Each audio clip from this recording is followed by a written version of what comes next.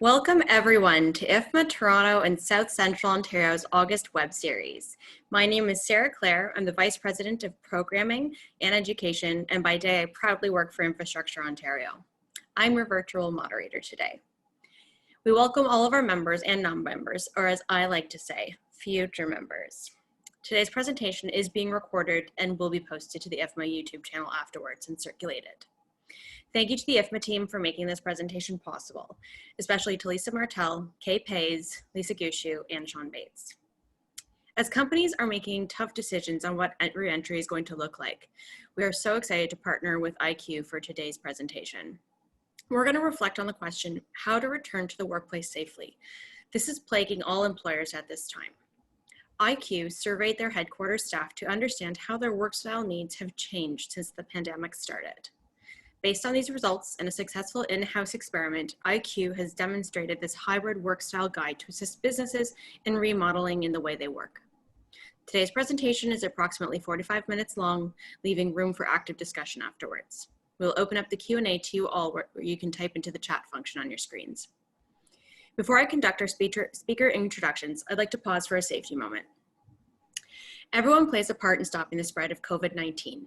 While public health measures and restrictions are lifting, please ensure that you are staying informed, remaining prepared, and continuing to follow public health advice. That means continuing to practice good hygiene, staying home and away from others if you're feeling unwell. Keep practicing physical distancing, cleaning and disinfecting services and objects. Stay home if you're at high risk of serious illness or immune compromised. Wear a mask or face covering, and limit non-essential travel. As we learn more about the virus and research develops, so do these guidelines. Now I will introduce our speakers. We're going to start off with Kane Wilmot. Kane is the co-founder and CEO of IQ Offices. He is passionate about creating experimental environments where top performers are inspired to do their best work. Kane is a registered real estate broker with 20 years of experience in the real estate industry. His real estate background, experience in growing IQ from 1 to 8 locations has provided him with unique insights into the trends, benchmarks, and opportunities of this rapidly growing industry. Sarah Lieberman is the Vice President of Sales at IQ Offices. With 8 locations across 4 major Canadian markets, IQ is a luxury serviced office space provider with a focus on design, service, privacy, and safety. Going on 6 years at IQ, Sarah has worked her way from managing 1 location to overseeing an entire national sales team. Sarah has worked with enterprise clients like Google, Snapchat, and Deloitte, and she has grown a team with a commitment to prioritizing their clients' needs first, and with that has filled over 2,500 seats nationwide. Welcome, Kane and Sarah. And with that, I will now hand the presentation over to Kane. Thanks to everyone for tuning in. Thank you, Sarah. Yeah, so we put together a document which we wanted to share with everyone, and it has to do with putting together a hybrid work style. To back up a little bit, we are the largest Canadian-owned co-working operator in Canada with 8 locations across the country, spanning from Vancouver, Ottawa, Toronto, Montreal. So we have many members, and as we've been going through this process, and as we did the shutdown and the reopening, we did a lot of surveys for our members to understand exactly where their heads were at, what their unique situations were, whether they were going to be coming back to the office, what kind of way they were going to come back to the office. And one of the things that we found in surveying our members is many of them wanted to look at doing a hybrid work style, what we call a hybrid work style, meaning that they weren't in the office every single day of the week, and they were incorporating the home workspace into the workflow as well. With that, we looked at our own team, and we have approximately 24 people in our head office, and we thought, how do we understand what is happening with all of our staff, and then how do we introduce the workspace back into the workflow of our teams? And through that process, we realized that this would be a great opportunity for us to share this with all of our members as well. We have over 2,000 members at IQ at all of our locations, and we know that they're going through these same sort of challenges, right? We're coming back to the office space. We're not exactly sure which days we're going to be coming in. We don't know how to organize the different people. So we started out on this track to figure out what we were going to do with our 24 staff that we have at our head office and how we were going to integrate into the workplace. And by doing and through that process, we came up with some challenges. One of the things is that we found that everyone has a unique situation, and we had to figure out how to accommodate all of those unique situations while having a productive and fluid workflow as well, and have the ability to be together, because we do believe that proximity is extremely important with collaboration, creativity, and also corporate culture. So we definitely wanted to be in that space. We wanted to figure out how to do it. And it had its challenges. And it was great to go through this process because we were able to understand what it took to create a hybrid work style. So as part of that, what we did is we documented it all the way through the process. And our thought was, we'll document this through a process, basically have it like a case study of how we're doing it within our spaces, and then share that with all of our members. And of course, we see that as this is a greater opportunity to share it with our friends at IFMA as well, and talk about some of the tools that we used, so that we hope this could be a tool that other companies can use to make it easier for them to integrate back into the workplace. So if we can hit the next slide, Sarah. So Sarah is our VP of Sales, and she's very much involved in the process of communication, understanding her team and so forth, as well as the overall organization and putting this in place. So I'm going to hand it over to Sarah, and Sarah can take you through some of the steps that we went through in creating this document and implementing this hybrid work style.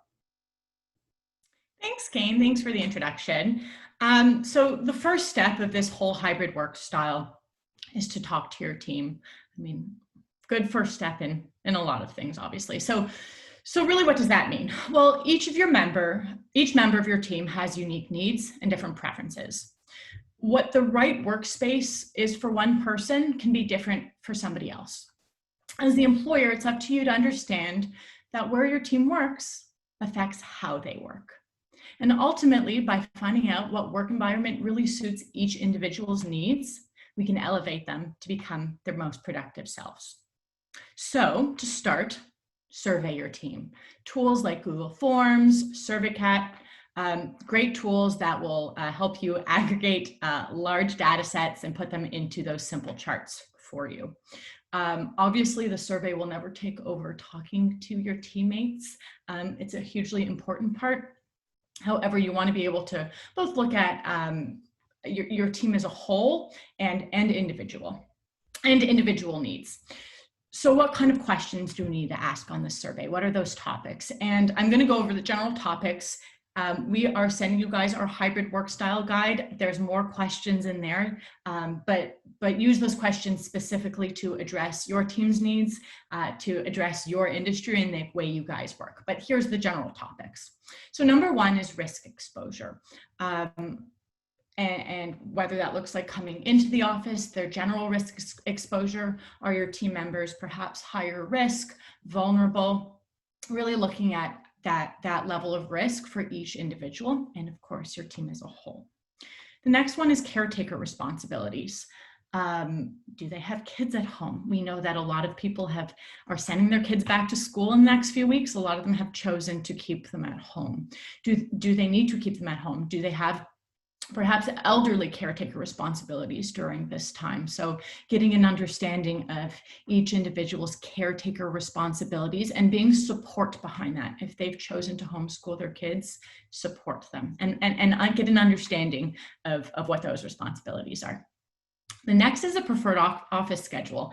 I mean, this has been the largest work from home experiment I think that we've ever experienced. And I think we've all learned something about ourselves. I mean, I personally never spent a ton of time working from home, and I've learned what I like about working from home, what I like working about the office. So really getting an understanding of what people's wants are in terms of where they want to be. Very important. The next is their readiness to return. So we actually surveyed our head office staff a couple months ago on what their preferred office schedule is, and we surveyed them again this week. And that level of readiness and that preferred office schedule has actually shifted a little bit based on what their current feelings are. So if they have anxieties about returning to the office, what is that readiness? So this is not a one-time survey, a one-time questionnaire. Continue to talk to your staff. We know this is kind of, we're getting new news every day. So it's not a one-time thing. Next is that work from home effectiveness. So what does each individual feel productive doing at home versus at the office? Perhaps they have kids running around, so they're good at one thing at home and like to do something in the office. I happen to like doing my personal head down work at home, because for me it's quite quiet, and at the office I love doing my meetings. So where are they most productive, and in which spaces? And then optimizing that setup. What do they need at home and at the office so that they can have an equal setup?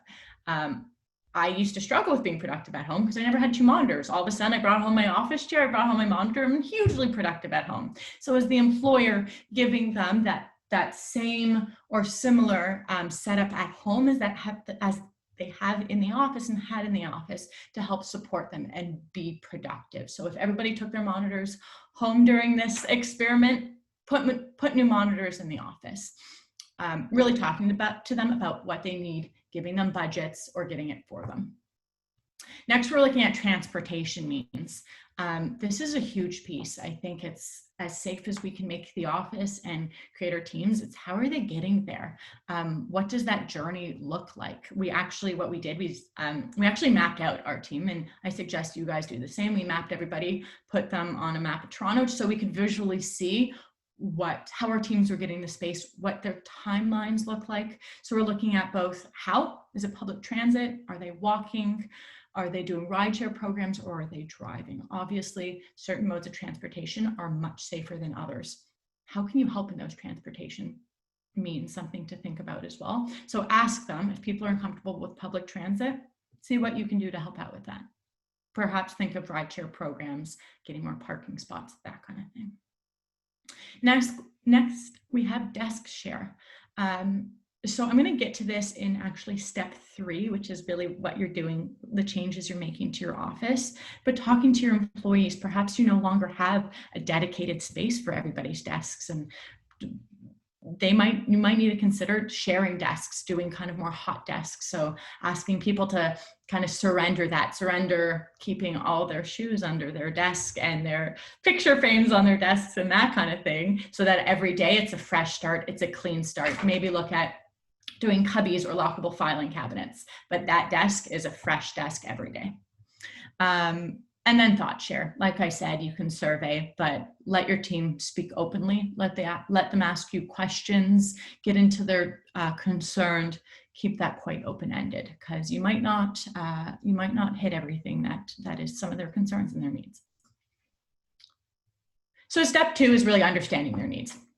Gathering up all this information, looking at it in chart format, making some decisions. So when we're understanding their needs, you're understanding it at 2 levels. Your company as a whole and high-level trends you're seeing within your companies, but then also analyze it for individuals and those individual needs, because you might have some outliers that you have to address and you need to be supportive of.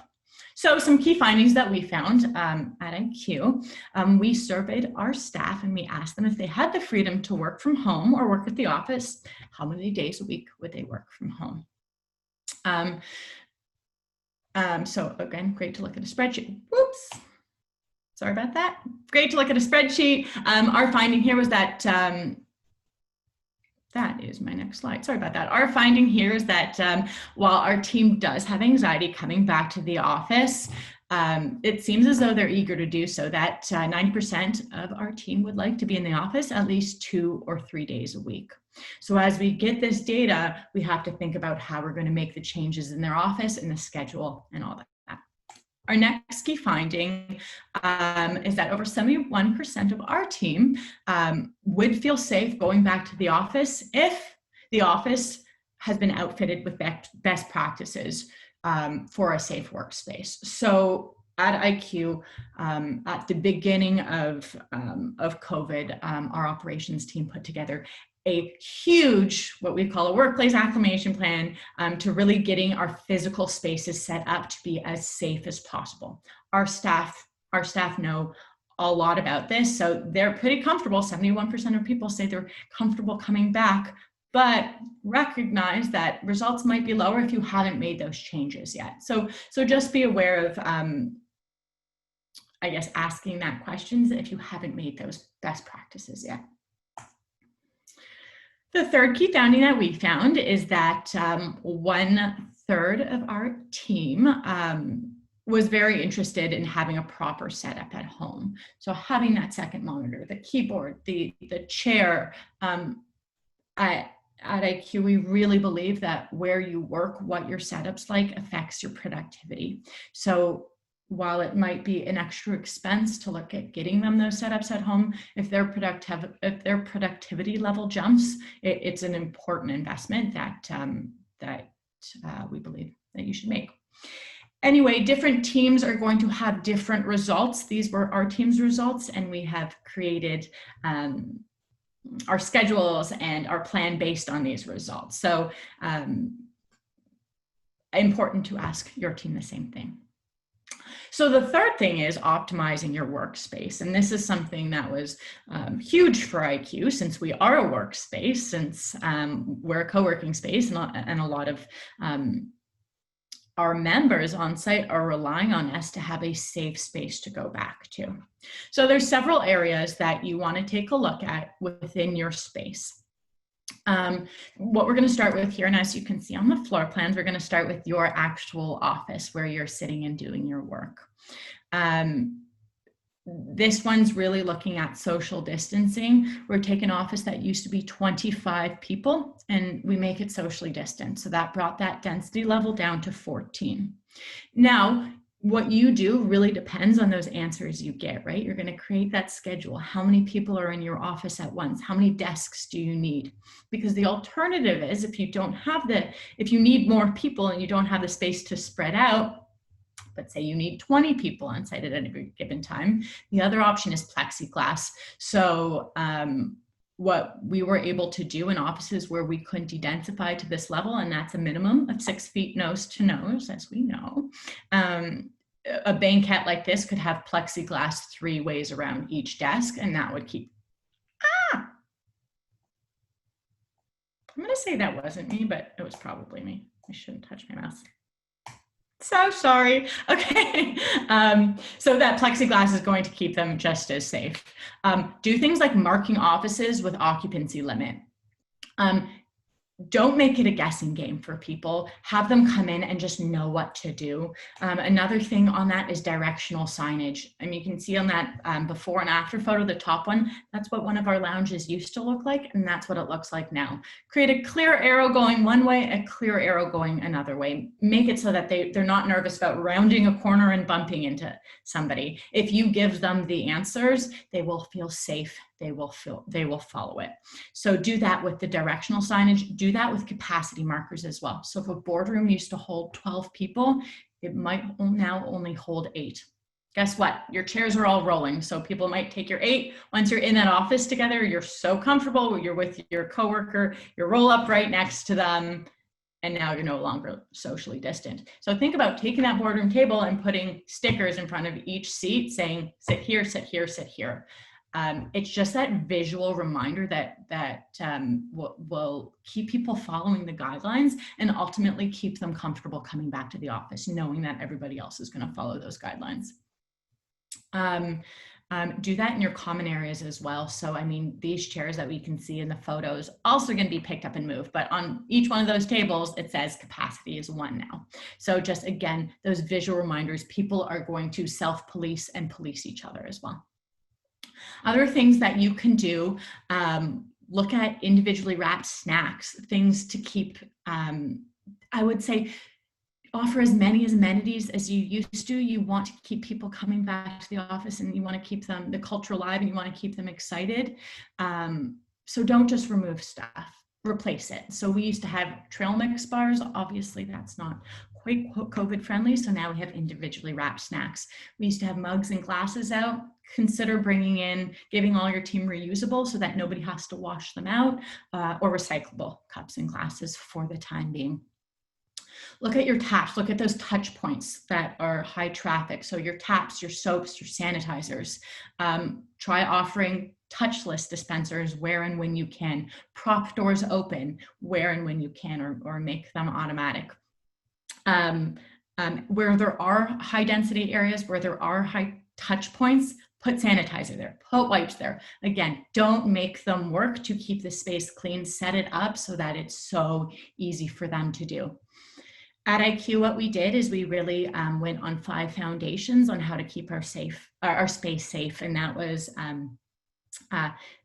screening, sanitization, social distancing, adaptation, and communication. So if we are socially distant on site, if we are communicating properly, if we had adapted everybody and we're sanitizing all the time and keeping the spaces nice and clean, but we're not screening people when they come in, well, we've just missed a huge piece. So at IQ, every person coming in, every guest coming in, we're asking them the questions, we're scanning their temperature, and then everybody that's allowed on site is given a wristband. Wristband is just a great psychological marker as you're walking through the space that it's a safe space, that everybody on site has answered those questions and isn't showing systems. So great psychological kind of just like marker to make you feel safe when you're on site.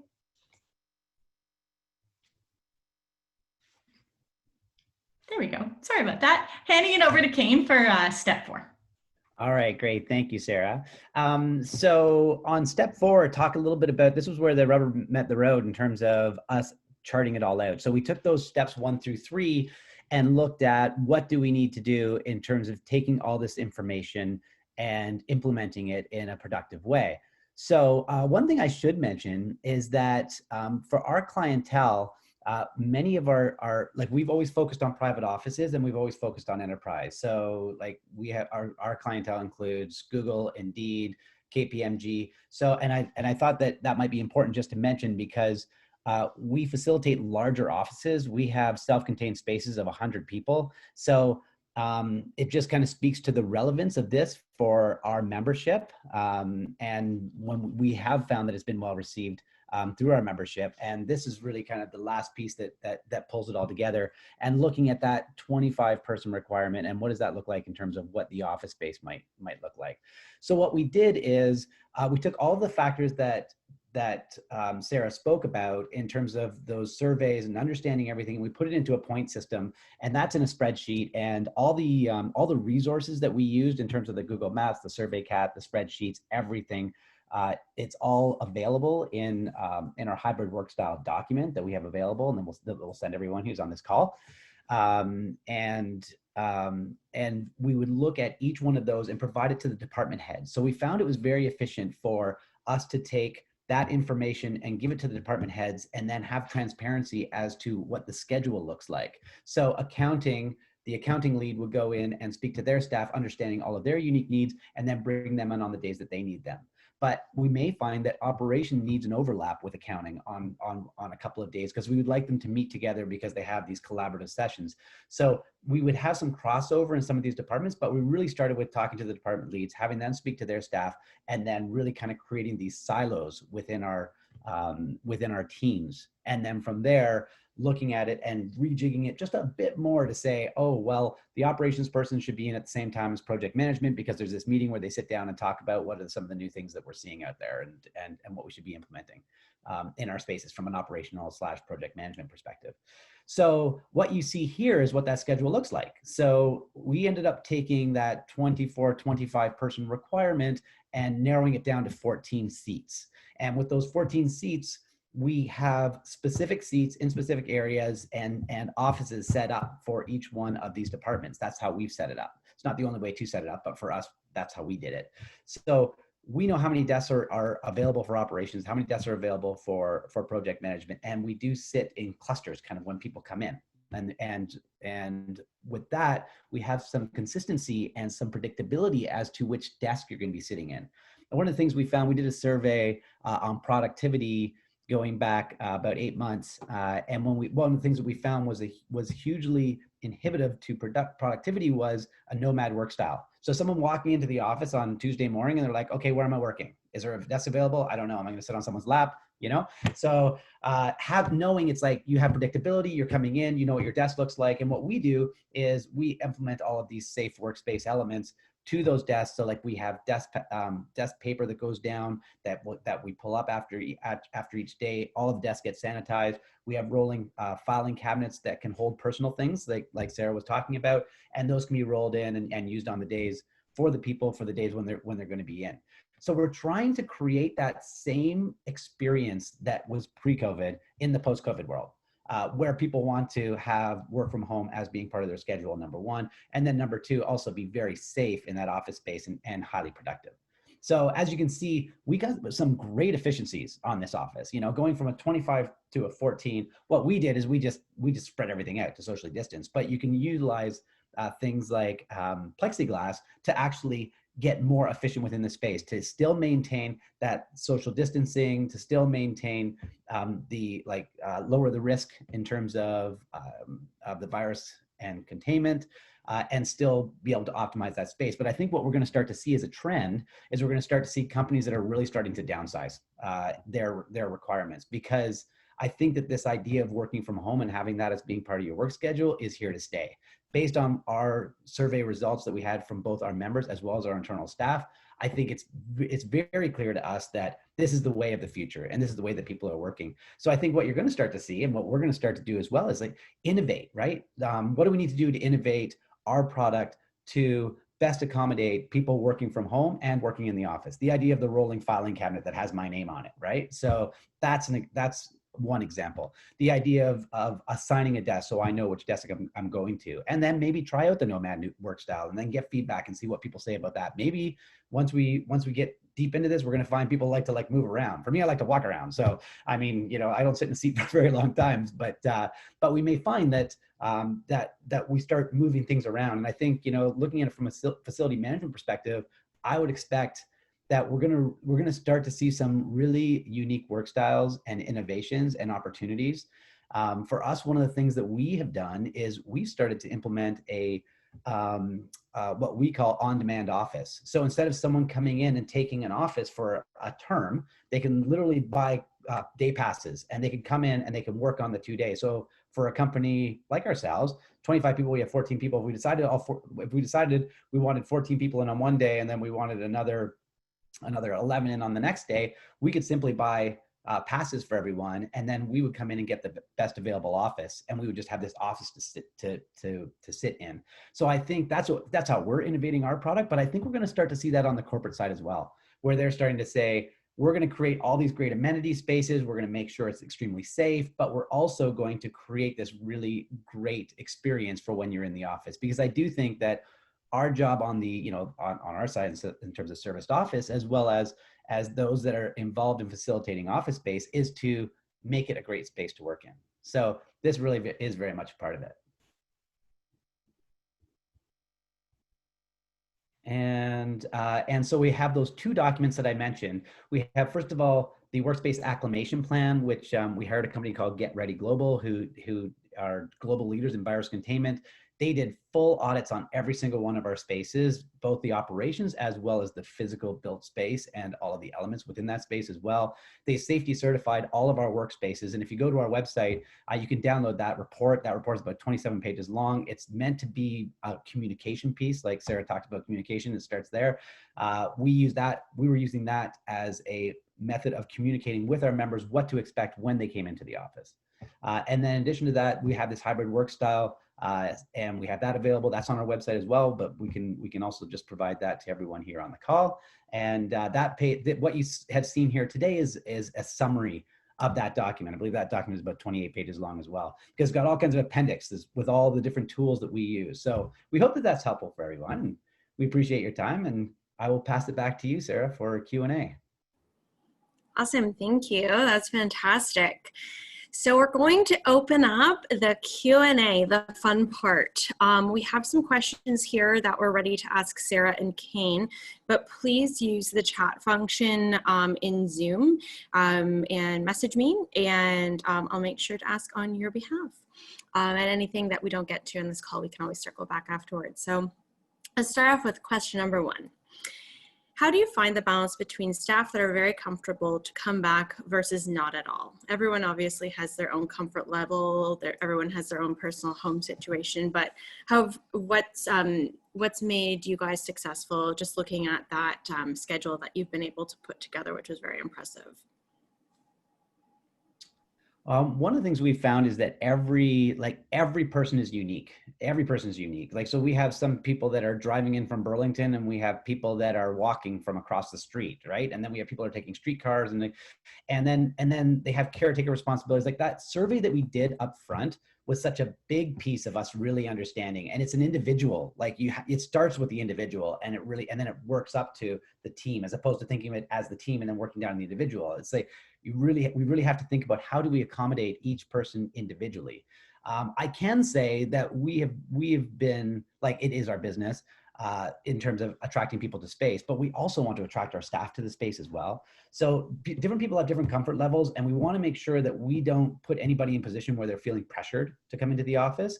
But we do want to make sure that we communicate properly with them the safety elements that we've done within the space, and the benefits really of being in the office from the culture perspective, collaboration, and creativity side. So really, we've found that we've found it that some people are very uncomfortable, some people are uncomfortable, some people are comfortable, and we've just been able to accommodate that. The great thing is we have technology like Zoom that we're using today. So for those that aren't comfortable, they don't have to come into the office, and we can certainly facilitate it. Fantastic. Yeah, one of the things we've also done as well, which I think you'll see more of in the corporate workspace, is we did Zoom rooms. We started them before COVID happened, so it worked out really well. But they're like, they're all professionally mic'd. They all have like HDMI, like the 4K cameras and so forth, touchscreen TVs and that. We have found that is a great tool for on-site to stay in touch with those that are off-site. Excellent. Well, the chat is blowing up, Sarah and Kane. I'll be happy to share that. Our first question from Maureen Shields. Hi, Maureen. What are you using to help ensure capacity of the washrooms is safe? For instance, how do you know that there's already 4 people in the common washroom and you shouldn't enter? So, I mean, obviously IQ, like, you don't necessarily have like the entire building sort of thing, but what have you done to help your teams and your clients feel comfortable? Washrooms is obviously a hard one, right? So we've put capacities, just like our other rooms, on the washroom doors. But obviously once you walk into the bathroom, depending on the size of it, it's a little bit hard to know. We are there for support. We have other washrooms. We have made the capacities quite low because we have a lot of washrooms, and that's definitely a hard one. I mean, I guess you have to be a little bit vocal and do what's on your comfort level. We're there to put all these systems into place, but we also have a lot of single washrooms throughout our facilities, which really makes it a lot easier for our teammates. But sometimes it's about going into the washroom, giving it a knock, and asking if people are in there. Mm-hmm. That's great. Thank you. From a design perspective, sorry, just to add to that, is that we started building single washrooms. Like, we've actually taken out base building washrooms in Montreal as an example and put in single washrooms. This was pre-COVID because they're just so much easier to service. But this is like another example of like those single washrooms, and taking out those communal washrooms can really, I think, help the experience as well throughout the space. But certainly if you're designing new spaces, I think that would be something that people should consider, like we had considered, which is the base building washrooms are available and they're paid for. But if you rip them out and you put in single stalls, they can be a much better experience and much easier to police in terms of the amount of people being in the space. Definitely. Another question here from Barbara Bruner. Hello, Barbara. How high do the plexiglass panels between the desks need to be, and shouldn't they wrap around so there's protection on each side? So obviously, Sarah and Kane, you had your own operational team come in and validate everything, but what did you do and to ensure that you were following health guidelines and making sure you're prepping the office to make sure people are comfortable?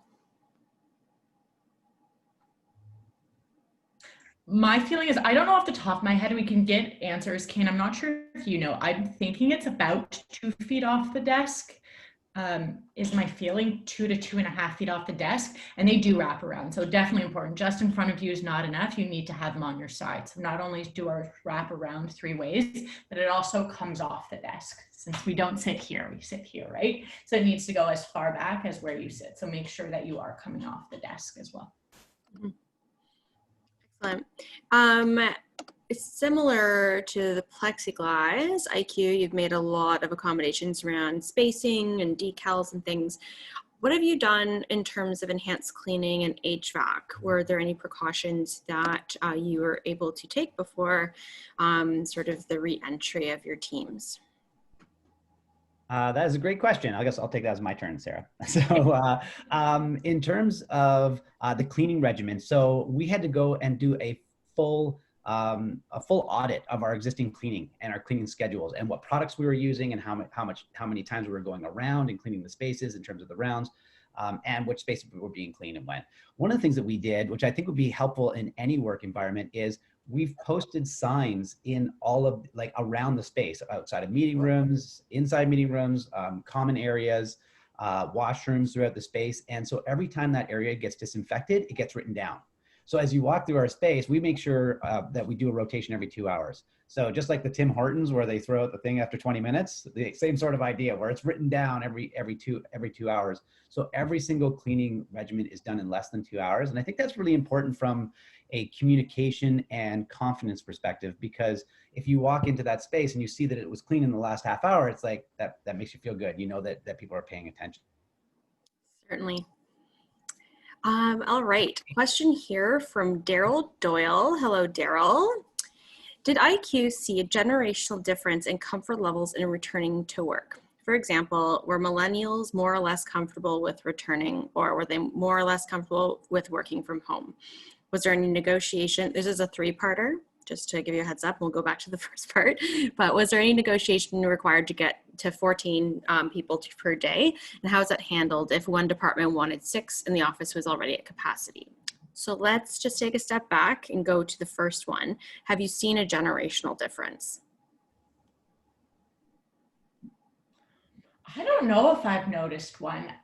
For us, our members at least that have come back, it seems as though our large companies have held their teams back, whereas our smaller companies are going in. So a lot of those independent professionals are going in, and I'd say those independent professionals tend to be a little bit older. They're not millennials, but I'm not sure if I've actually noticed that difference. Kane, do you know if you've seen that gap? We have a lot of young staff. Yeah. And like from our staff's perspective, they've been very vocal in terms of like what their feelings are, which days they want to be into work. I can say that certainly the younger people that are on our team are very vocal about what they want. And I think from their perspective, they like the idea of this incorporating work from home. I think for maybe some of the older generation, they still are just, in the mindset of, I got to go to the office, So I think we may have seen something like that, but that's really anecdotal. It's so individual. It really is. Interesting.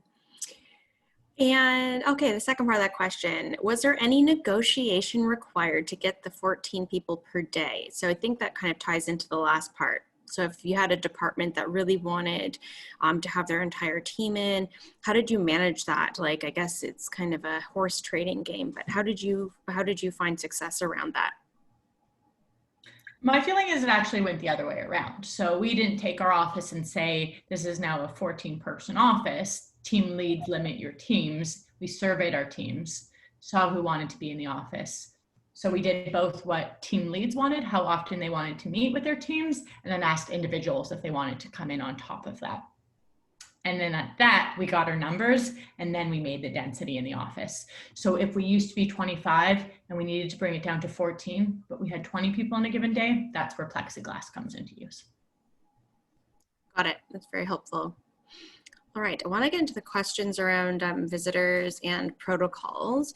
So first, you've mentioned about hosting events like IQ as a space that was very interactive, at least pre and it will post-COVID, don't get me wrong, but how has your visitor policy changed? Because what I think a lot of us are seeing out there right now is obviously visitors, we're trying to limit any non-essential visitors that are coming into any buildings or any workspace. So have you had any challenges around that in terms of visitor and event policy change while still trying to create an attractive place to be? I can speak to the visitors, and Sarah can speak to the events. From the visitor perspective, we don't have, like throughout our spaces, we don't have dedicated desks or like drop-in spaces. So we don't have like this influx of people coming in and out of our spaces. All of our spaces are built, like we call ourselves co-working, but it's really serviced office because all we offer is private office space. And then we have amenity space, which is available for all of our members and their guests. So everyone who comes in goes through the screening station, regardless of whether is one of our members or one of their guests. One of the things with the Workspace acclimation plan is in that plan, we were talking to all of our members one-on-one to say, hey, if you have a guest coming in, please prepare them for, they're going to come in, they're going to get asked these questions, they're going to get temperature screened, right? And then they need to know that like they need to follow the signs and they need to do the things, because really it takes communication and everybody working together to make that space safe. So it's important that the guests do that as well. But I find that, that most of our members, they're very well versed with all of the different elements that we've done within our spaces, and they're good at communicating that to their guests as well. Now on events, those have obviously changed, and Sarah can speak to that. Sure. So IQ, so we obviously do events for our members, whether those are lunch and learns, after work events, happy hours. That's one part of our event business. We actually also have a venue business. Our lounges wonderfully run as venue spaces after hours. Events are down obviously right now, in-person events. So we've shifted what those events look like. We do virtual events now. We bring on virtual speakers, much like this, I'm sure would have been a live event and it turned into a webinar. We do socially distanced ones. We limit the number of people and we do them more often. So we do things outside as much as we can. We have a beautiful 5,000 square foot terrace, which we're blessed to have. So we did Pilates and Prosecco out there a few weeks ago. So just making sure those events are socially distant, making sure they're safe. Rather than doing happy hours every week in our lounge and have everybody congregate, we've adapted. One of our staff now walk with a little bar cart with individually served drinks rather than kind of drinks that we pour, individually served snacks versus bowls of chips, and we drop those off at the offices. So again, so important, I think, to still have those amenities, to still promote culture, just adapting the way that you deliver it. Awesome. That might be the only way it can get me to do Pilates, but we'll move on to the next question. On the same vein around visitors and entrance, do you have any protocol around kitchen areas and food? So obviously everyone's challenged in what do we do with our refrigerators? What do we do with our microwaves? How are we going to allow people to use them? Is everyone mandated to bring in their own food? Obviously in your case, you've just pivoted. Do you also find is it okay for like someone to order in their Uber Eats or go and grab a Starbucks and then bring it back? And any concerns about additional exposure? What's IQ's stance been on that to date? I think we have a drop spot right now for our deliveries and our food deliveries. In terms of additional exposure going out, we can't control what they're doing after hours anyway. So of course that we allow that. In terms of in the kitchens, we've pulled back as many things that people touch in common. So like I mentioned, we removed the mugs and the glasses and we've replaced them with paper cups that are recyclable. We also give all of our members nice little reusable mugs as well when they start with us. So really promoting that a lot. Anywhere where there's high touch zones, like I mentioned, give them we have hand sanitizer, we have wipes, we have gloves. Putting it right there for them. People want to feel safe. People want to feel clean. They will use it if you put it there for them. So really important for those high touch areas. Leave it there. People are going to want to use it. Just give them that sanitation, those sanitation opportunities themselves. And again, we have those boards in our kitchen that says the last time it was sanitized. Excellent. Thank you so much. We have a question here from Karen Ford. We are in a space shared with others where we as an organization are responsible for sanitizing some things such as our own desks, door handles, etc. We're a small group with no janitorial staff of our own. There are risks if we make each employee responsible for their own office because of a lack of consistency in ensuring it's done, but making 1 or 2 individuals responsible for doing it or overseeing it is not feasible either. Do you have any thoughts or advice on this predicament? In terms of having the, like, who's cleaning the space? So sorry, Karen's in a shared space and she's not getting the, like, everything clean consistently. Is that correct? Is that, Karen is in a shared space and just asking for advice on asking employees to self-clean. So like having those Lysol wipes or Clorox containers throughout the workspace, or versus having janitorial as well, because they are in a shared space, presents a bit of a challenge. So what would you recommend? Like, say you had a group coming into IQ and they wanted to look at their own kind of cleaning within your space, like in addition to what you're already offering. Did you have any thoughts around that or any advice you could give, Karen? Yeah, absolutely. I mean, if you're in a shared space, I would approach the operator and ask them if they have any packages to up the amount of cleaning that's being done. We have, as I mentioned, we have a lot of enterprise clientele. What's really interesting is through a few months when we were completely shut down, we actually had one of the groups that was not coming on site at all, but wanted to up the cleaning to 2 times a day. So even though there was no one there and they actually didn't want anybody to go in the office, they wanted to clean more often, which is totally fine. So what we did is we approached all of our cleaning contractors and talked to them about additional cleaning in the offices, because we do it on a certain cycle and a regiment. So if someone wants additional cleaning within their space, you can usually just ask the operator. What they'll do is they'll ask their cleaning contractor, and the cleaning contractor will just provide a quote on what it would be to do the extra cleaning within that office. It is one of our offerings now that we have the enhanced cleaning plans. But what I do find is that we looked at kind of like packaging it out, and many companies just have very different ideas on what they really want. So I think it's important for Karen to, first of all, look at the items that she wants clean within the space. So she's finding that, like, the desktops are not being well done, the things are not being moved, there's dust on ledges, whatever the case may be. Really kind of highlight it out and say, like, I would like to have this done on this day, and if you're doing a hybrid work style, really kind of work that into getting it done on the day before people are coming into those offices. Certainly. Thank you so much for that. Sure. Another question, and Sarah, you touched on this a bit about transportation and how people are getting into the office, but can you give us a bit more background on how you managed through that? Because obviously everyone comes from different parts of the GTA and potentially beyond. So, like, how did you account for that in sort of like you're assessing risk for staff who are able to drive, they're able to drive themselves, or like you mentioned, a nice little carpool situation, if you can make that work, or versus transit. Did you have any concerns from your staff saying, like, listen, if my colleague beside me is taking the TTC or the GO train and I'm driving, like, did you have any concerns arise around that? And what kind of communication did you use to give your teams comfort? For sure. Transportation has been a huge thing that we've talked about a lot in our office. We provide office space, and we have put in a ton of thought and effort and made a ton of changes into the physical office. But if people can't get there, then it's kind of all this work for nothing kind of thing. So it's, I think, a huge focus as an employer, if you do want them in this space, creating options for them. So what are our means for transportation? Walking, driving yourself, TTC in all its different forms, biking, rideshare, and like car rentals.